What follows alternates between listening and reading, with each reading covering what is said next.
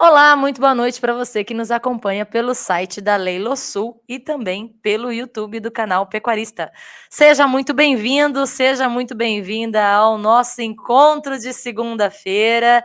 Você sabe, o momento de olho no campo, toda segunda-feira tem um programa inédito e aqui você encontra uma conversa muito boa com os melhores especialistas do mercado do agronegócio, da pecuária, sempre com informações relevantes para você. O Momento de Olho no Campo é uma parceria do canal Pecuarista da Natura Frig Alimentos com a Leilosul. E no canal Pecuarista, no site do canal Pecuarista, você encontra as principais informações sobre o setor, com tudo que mexe com o agronegócio brasileiro, esse importante setor do Brasil, além, é claro, de conteúdos exclusivos toda terça, quarta, quinta e sexta com os nossos colunistas. No canal Pecuarista você também encontra agenda de eventos, você confere os programas do De Olho no Campo que já foram ao ar e muito mais. Inclusive você pode entrar, fazer o seu cadastro no canal Pecuarista e receber gratuitamente todos os dias no seu e-mail a nossa newsletter com as notícias selecionadas, principais notícias sobre o agronegócio. Diariamente tem notícia fresquinha, tá bom? E você também pode nos acompanhar pelo Instagram do canal Pecuarista. Entra no Instagram, curta a nossa página e fique sempre por dentro de tudo o que está acontecendo. Então, se você gosta de uma leitura mais aprofundada, tem o nosso site. Se você gosta de algo, de pílulas de informação e algo mais rápido, você tem o nosso Instagram. E se você gosta de um bom bate-papo, você pode ir no nosso YouTube do canal Pecuarista, dar um curtir, se inscreva no nosso YouTube, ative as notificações para receber, sempre que um programa novo for ao ar, receber a notificação e ficar por dentro de tudo. Então você tem muitas formas de interagir com a gente. Olha, e neste programa, falando em interação, neste programa nós vamos dar continuidade com um entrevistado, nosso colunista, o professor João Menezes. Ele é engenheiro agrônomo, tem uma coluna no canal Pecuarista toda quarta-feira sobre pastagem e suplementação, nutrição animal, você não pode perder. Toda quarta-feira. E agora ele conversa com a gente. Nós já fizemos um programa com o professor João Menezes, que está no ar e você pode conferir a primeira parte. E agora nós vamos falar sobre suplementação para os animais. Então você não pode deixar de nos acompanhar. Fica aí. 30 segundos é tempo de rodar a vinheta e a gente já volta.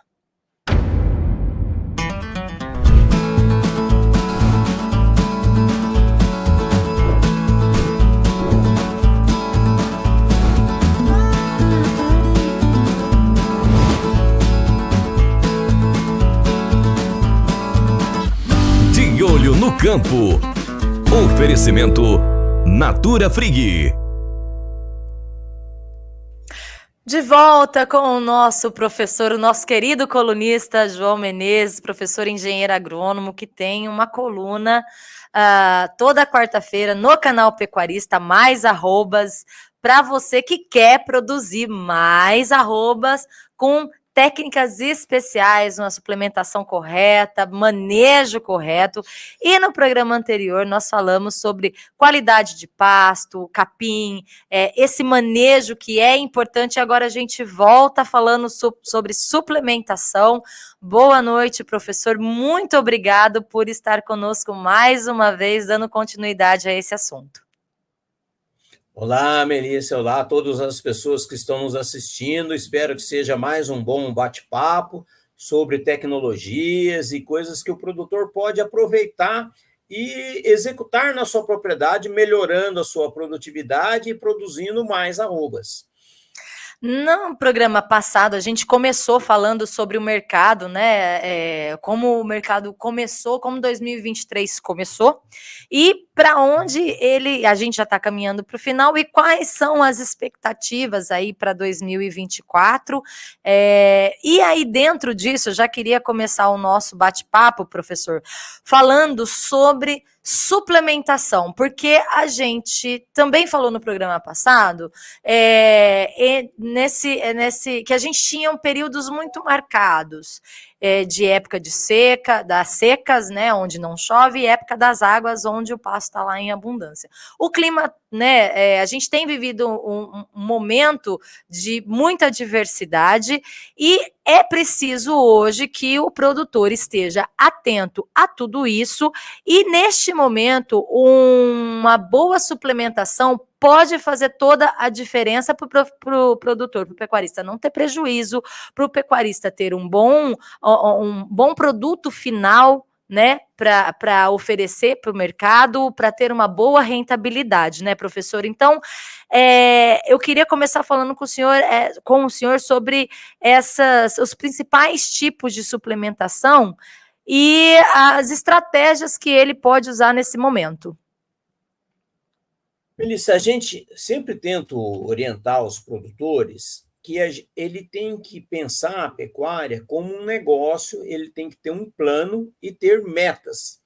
E para os animais não é diferente, a gente tem metas de desempenho para cada categoria animal. Então, para aquela meta que eu estabeleci para um determinado animal, vou dar um exemplo, uma vaca de cria.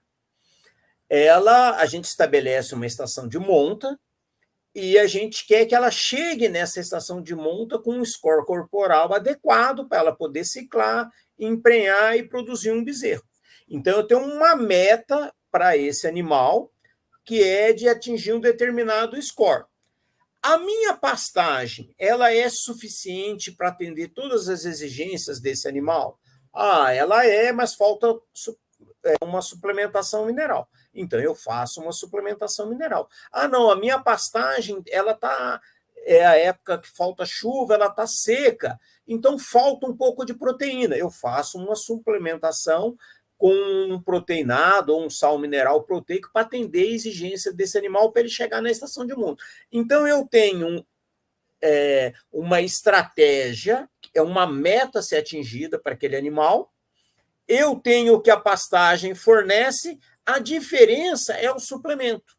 Então, o suplemento é aquele algo a mais que você vai fornecer para os animais para que ele atinja aquela meta de desempenho que você deseja. Existem os suplementos volumosos, por exemplo, cana, capineira, silagem de milho, sorgo, girassol, milheto.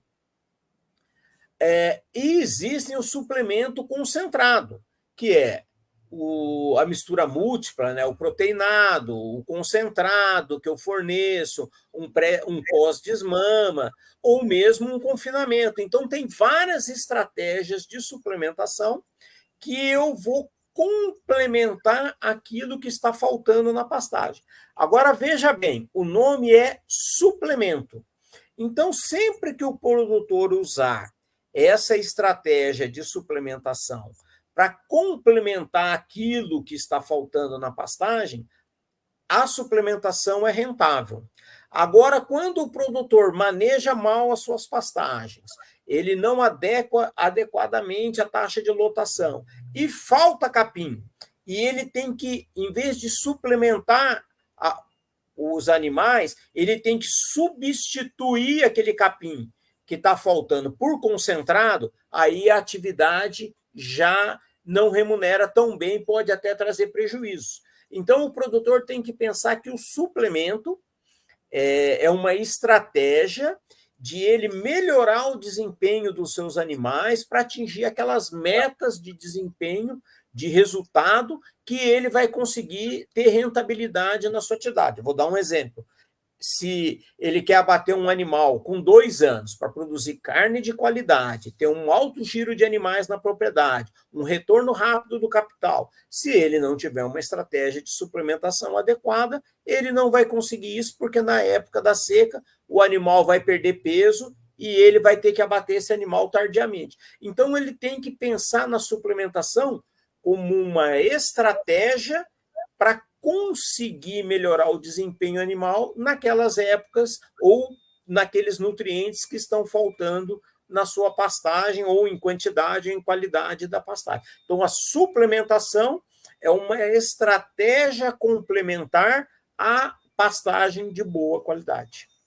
O senhor falou sobre, o senhor tocou num ponto sobre a estação de monta, né? O senhor deu como um exemplo aí da suplementação para esse período. E nós fizemos um programa aqui onde nós falamos sobre a estação de monta, e o profissional que conversou com a gente falou que o pecuarista precisa olhar para esse momento, para a estação de monta, não como uma foto, mas sim como ele até usou bem essa análise, como um roteiro, né? Que ela tem um começo, ela precisa de ser mantida, ela tem ali o seu desenvolvimento, sua produção, e até chegar ao fim. E esse fim não significa acabou, significa o início de um novo ciclo. Por isso não pode olhar como uma foto, só um momento, mas sim algo contínuo. E aí, o senhor comentando tudo isso com a gente, aqui conosco, comigo, com os nossos telespectadores, eu acredito que o mesmo vale para todo esse manejo com pasto, com capim, com a suplementação. O pecuarista, ele tem que aliar todas essas estratégias e olhar para o seu negócio. A gente sabe que muitos já fazem isso, né? Eles olham, têm uma gestão inteligente e uma gestão sustentável no sentido financeiro da palavra, essa que é muito importante, né? E eu vejo o senhor falando isso e eu penso que cada vez mais são estratégias que o pecuarista tem que ele tem que ter como um aliado, tem que ter um profissional, uma consultoria, um profissional permanente dentro da sua propriedade para fazer toda essa gestão. Porque a gente está passando por períodos de altas e baixas, né, de mercados, de clima, e hoje a gente não, o pecuarista talvez ele começou a sua atividade há muitos anos e ele mantém essa atividade naquele ritmo, não porque ele queira, mas porque ele não conseguiu se adaptar. E é preciso, né, professor, ele fazer essa autocrítica, essa autoanálise e fazer essa readaptação, essa releitura de todo o seu negócio para ter sustentabilidade na gestão, no negócio e melhorar a sua produção, não é, professor? Exatamente. A pecuária de hoje ela é diferente da pecuária de 20, 30 anos atrás. Houve uma mudança muito grande e hoje a rentabilidade ela vem com a boa aplicação dessas tecnologias que estão aí disponíveis no mercado. Mesmo que o produtor não faça nada e fala assim, não, mas eu ganho bastante dinheiro por animal, porque eu não gasto nada, o que vem Só que o que acontece? A produtividade é tão baixa que a rentabilidade por área é tão pequena que ele não consegue competir com nenhuma atividade e ele acaba tendo que sair do negócio e partir para os arrendamentos ou outro tipo de atividade. Então, a gente tem que pensar a atividade pecuária como uma atividade empresarial, não no sentido de ter uma empresa, um monte de funcionário, nada disso, mas no sentido de gestão, de relação benefício-custo, de usar eficientemente os recursos que eu tenho lá disponíveis. Quais são os principais recursos e mais caros ao produtor? É a terra e o animal. Então, se você tem um recurso de valor extremamente elevado, que é a terra, e você produz muito baixo por área, dificilmente você vai conseguir remunerar esse capital empatado em terra. E você vai acabar cedendo espaço para outras atividades. A mesma coisa o animal. Se você faz um investimento, vou dar um exemplo. Imagina que o produtor compra um bezerro hoje e abate esse bezerro com 4 anos. Aquele dinheiro que ele investiu no bezerro, o capital, ele só vai ter retorno dali 2 anos. Então, ele tem que remunerar o juro desse dinheiro também de 2 anos. Agora, se ele compra um bezerro hoje, o ano que vem, esse animal já está pronto para o abate, que é o que a gente tem conseguido hoje em sistemas aí um pouco mais intensivos, com pastagem de qualidade, bem manejadas, e durante a seca, o produtor tem uma estratégia de semi-confinamento ou confinamento, ou mesmo tipo, ele consegue, o bezerro da desmama até o abate, ele vai levar aí de 12 meses a 16 meses e vai conseguir abater esse animal precocemente, vai ter o retorno desse capital muito mais rapidamente. Então, hoje, o produtor tem que olhar a pecuária como uma atividade que as margens diminuíram e ele tem que ganhar também girando mais animais, ou seja, eu ganho menos por animal, mas abato mais animais por área. Então, eu consigo ser mais eficiente e mais rentável naquele pedaço de terra que eu uso para produzir pecuária. Então, hoje, o conceito é ser eficiente, ter produtividade e rentabilidade na minha área disponível. O senhor falou de recursos, né? E eu queria usar essa palavra, esse recurso, no sentido de estratégia, e também pegar essa deixa que o senhor falou de confinamento e semi-confinamento. E eu queria que o senhor falasse um pouco, então, das vantagens de confinar ou tratar na propriedade, e como que o pecuarista pode identificar qual é o melhor para o tipo de negócio dele. Se é confinar, qual o melhor momento de confinar, ou se é tratar na propriedade, como que ele faz essa avaliação, professor? E quais são as vantagens? Melissa, veja que interessante. Agora nós estamos no início do verão e vai começar a chover, vai aumentar a oferta de forragem, desde que bem manejado, não vai faltar capim para os animais. O produtor esquece que a seca vem. E todo ano tem seca, um ano mais, Cada ano mais menos. severa, né? Exato. Então agora é o momento dele planejar qual é a estratégia para a seca do ano que vem. E se ele vai fazer silagem, se ele vai fazer capineira, se ele vai fazer pastejo diferido, se ele vai ter um confinamento ou um semi-confinamento. Então ele tem que montar a estratégia agora. Por quê? Porque se ele optar por um semi-confinamento, seria interessante que ele melhorasse a oferta de forragem para a seca do ano seguinte, naquelas pastagens onde ele vai executar o semi-confinamento. Por quê? Tem vários trabalhos mostrando que quando a oferta de forragem é melhor, mesmo que de baixa qualidade, o desempenho dos animais é superior quando eu forneço concentrado para eles. Ou seja, com a mesma quantidade de concentrado, eu vou conseguir mais ganho de peso. A estratégia do semi-confinamento ou confinamento, ela é uma estratégia mais da competência operacional do produtor. Imagina uma propriedade mais enxuta, com poucos funcionários, pouco maquinário.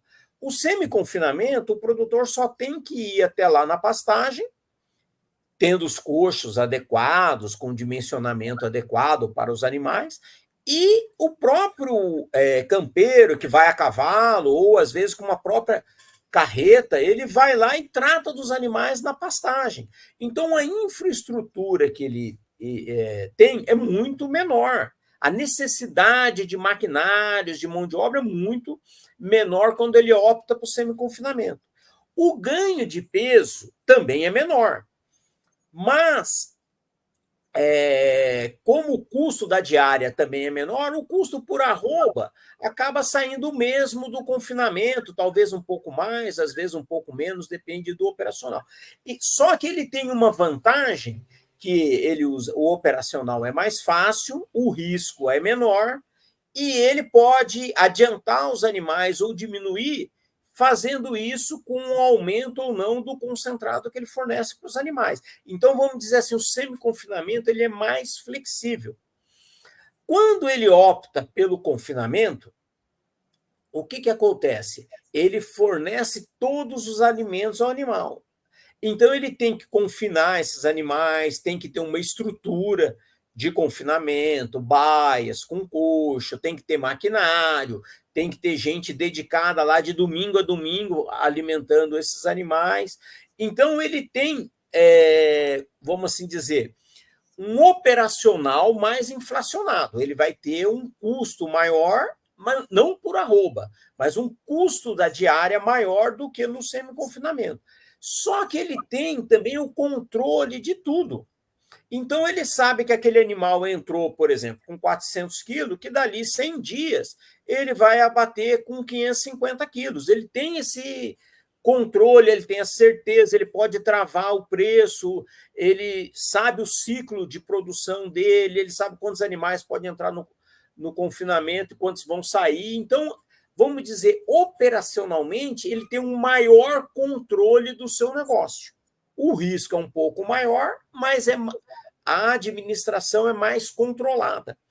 Então, ele tem que ver o que ele vai fazer. E ainda tem a opção do boitel. Às vezes, o produtor não precisa ter um confinamento, uma estrutura de maquinário, nada. Ele chegou na época que começa a diminuir a oferta de forragem, ele pega aqueles animais que têm peso e leva para um boitel. Ele faz a conta, se for viável, ele trava o preço lá na frente, leva os animais para o boitel e também confina esses animais. Então, vejam bem, do ponto de vista do produtor, eu acho que ele tem que pensar assim, o semi-confinamento ele é mais fácil e operacionalmente mais fácil de executar.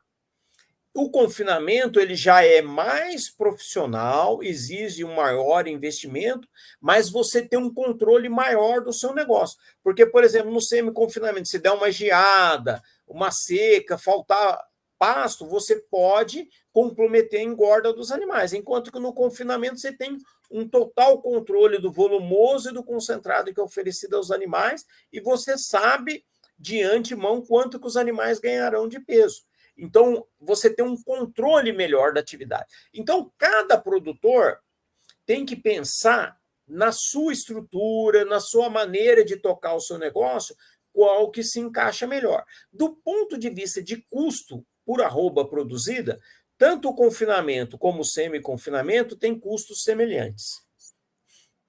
E aí ele tem que ter sempre, né, aquilo que a gente volta a dizer, um profissional acompanhando para fazer essa leitura, né? Porque o produtor às vezes tem tanta coisa na cabeça que ele não consegue respirar, porque é um processo de respirar, fazer uma análise, ele precisa ter sempre um profissional com ele, né, professor? E também, já caminhando para o final, eu gostaria que o senhor falasse dos tipos de alimentos, as diferenças, né? E os tipos de alimentos, suplementos e aditivos. Exatamente. O produtor, então, ele tem várias estratégias que ele pode usar. E é aquilo que eu falei no início, ele tem que ter metas de desempenho. Para cada estratégia que o produtor pensar, ele tem uma estratégia. O sal ureado para mantença, o proteinado para pequenos ganhos de peso, um pós-desmama para elevado ganho de peso na pós-desmama. Ele pode, por exemplo, para as primíparas, ele pode fornecer tanto um proteinado de alto consumo para que elas consigam score corporal para a estação de monta seguinte, ou pode trabalhar com uma ração concentrada. As vacas, ele pode trabalhar com um suplemento mineral ureado. Durante a seca, se ele quer terminar esses animais rapidamente, ele pode optar por um confinamento, um TIP, que é a terminação intensiva em pastagem, que ele faz um confinamento a pasto, ou ele pode optar por um semi-confinamento, e dependendo da quantidade de suplemento, ele vai conseguir um ganho de peso maior ou menor. Se ele trabalhar com 0,5%, 1%, até 2% do peso vivo, ele vai ter. Então, existem várias estratégias para atender a meta de desempenho que esse animal, que o produtor quer para essa determinada categoria animal. Então, ele tem várias estratégias, ele tem que ver o que é adequada para cada lote, para cada tipo de animal e para o objetivo que ele tem para cada lote. Hoje, felizmente, o Brasil é um grande produtor de grãos. Então, nós temos uma oferta muito grande, tanto de grãos como de subprodutos. Farelos, caroço de algodão, polpa cítrica. Então, nós temos uma oferta muito grande de alimentos que podem ser usados pelos bovinos. 85% daquilo que os bovinos consomem são alimentos que não são destinados a consumo humano. Então, são alimentos que estão aí disponíveis, que pode ser usado para melhorar o desempenho animal, sem concorrer com a alimentação humana e fornecendo para as pessoas um alimento de altíssima qualidade, que é a carne, o leite, né? Então, a gente tem disponível muitos alimentos. É importante que o produtor conheça na sua região o que tem disponível ofertado da agroindústria local. Por exemplo, aqui na região de Presidente Prudente, tem algumas indústrias de amendoim, então nós temos uma boa oferta de farelo de amendoim. Nós não estamos muito longe da região produtora de citros, então a gente também tem uma boa oferta de polpa cítrica. Então o produtor tem que ver na sua região aqueles alimentos que estão disponíveis e em preços acessíveis. Então a gente também tem que ver o lado econômico da dieta, né? A dieta boa é a que dá lucro, então a gente tem que pensar naquilo que tem disponível e tem preços acessíveis para que a gente possa fazer uma dieta bastante econômica para atender os nossos animais. E tudo isso é inteligência de negócio também, né, professor? Exato. Uma coisa muito interessante que você falou, que o produtor tem que ter um consultor, ele tem que ter alguém com conhecimento para orientá-lo de forma adequada. Isso é fato, realmente o produtor precisa. Mas ele pensa que isso é caro. Mas olha que interessante um fato que aconteceu aqui na região onde eu trabalho. Um grupo de produtores se reuniu, falou assim, para a gente pagar um consultor é caro, então vamos fazer diferente, vamos nos unir e a gente contrata um consultor e divide a diária. E ele vem cada mês, ele vem na propriedade de ou visita várias propriedades no mesmo dia, porque são tudo propriedades próximas. E o que aconteceu? O custo ficou super barato. Custo, assim, pouco mais do que o valor de um saco mineral, um saco de suplemento mineral. Então, eles conseguiram, de forma organizada, ter um consultor de alto nível visitando a propriedade deles e orientando, melhorando a sua produtividade e conseguindo engordar os animais de forma econômica, manejar bem as suas pastagens, com uma consultoria bastante barata. Então, é uma estratégia. Às vezes, o produtor acha que é difícil ter uma orientação adequada, com apoio dos sindicatos, com apoio do Senar, ou mesmo reunindo eles mesmos, se cooperando entre si e fazendo essa consultoria coletiva, né, que ajuda a todos.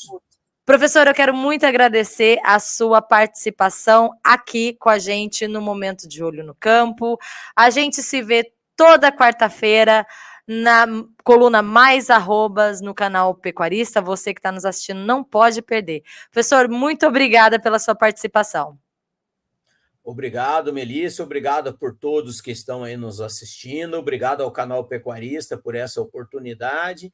E uma boa noite a todos e a gente se vê lá na coluna. E para você que nos acompanhou, bons negócios e até mais.